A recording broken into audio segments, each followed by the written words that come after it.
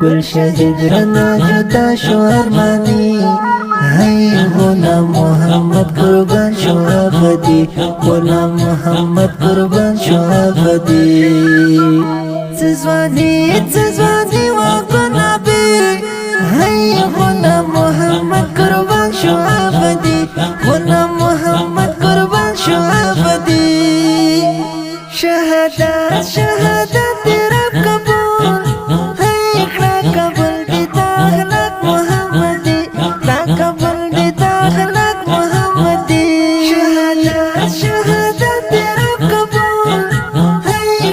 قبول دی داخلك محمدی قبول دی داخلك محمدی گل شهید رنا جدا شو ارمانی هی غلام محمد قربان شو ابدی غلام محمد قربان شو ابدی تزوانی واقعنا بی هی غلام محمد قربان شو ابدی غلام محمد قربان شو ابدی تخلال قربان زماشنا هی شفاعت بابا محشر زما کوي شفاعت بابا محشر زما کوي تخلال قربان زماشنا هی شفاعت بابا محشر زما کوي شفاعت بابا محشر زما کوي گل شهید رنا جدا شو ارمانی هی غلام محمد قربان شو ابدی غلام محمد قربان شو ابدی تزوانی واقعنا بی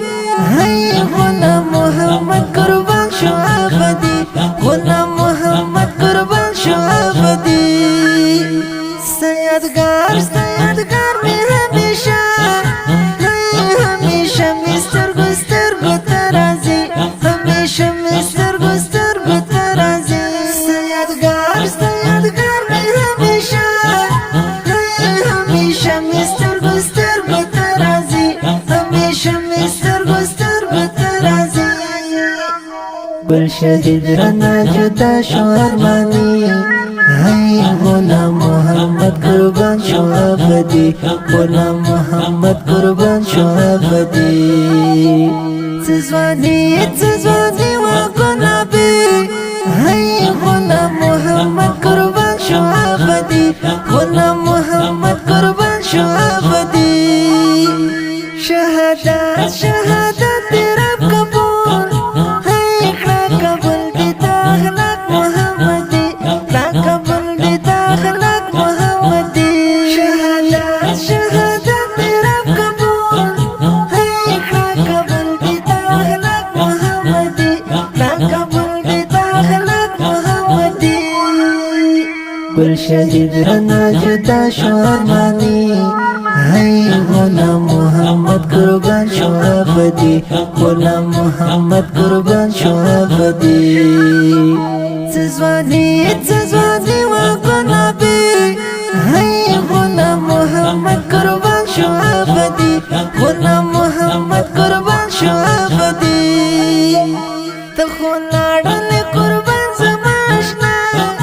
هی شفاعت بابا محشر زما کوي شفاعت بابا محشر زما کوي تخلال قربان زماشنا هی شفاعت بابا محشر زما کوي شفاعت بابا محشر زما کوي گل شهید رنا جدا شو ارمانی هی غلام محمد قربان شو ابدی غلام محمد قربان شو ابدی تزوانی واقعنا بی هی غلام محمد قربان شو ابدی غلام محمد قربان شو ابدی زجرا کوم بشیر هی محمد واسل همیشت یادوی محمد واسل همیشت یادوی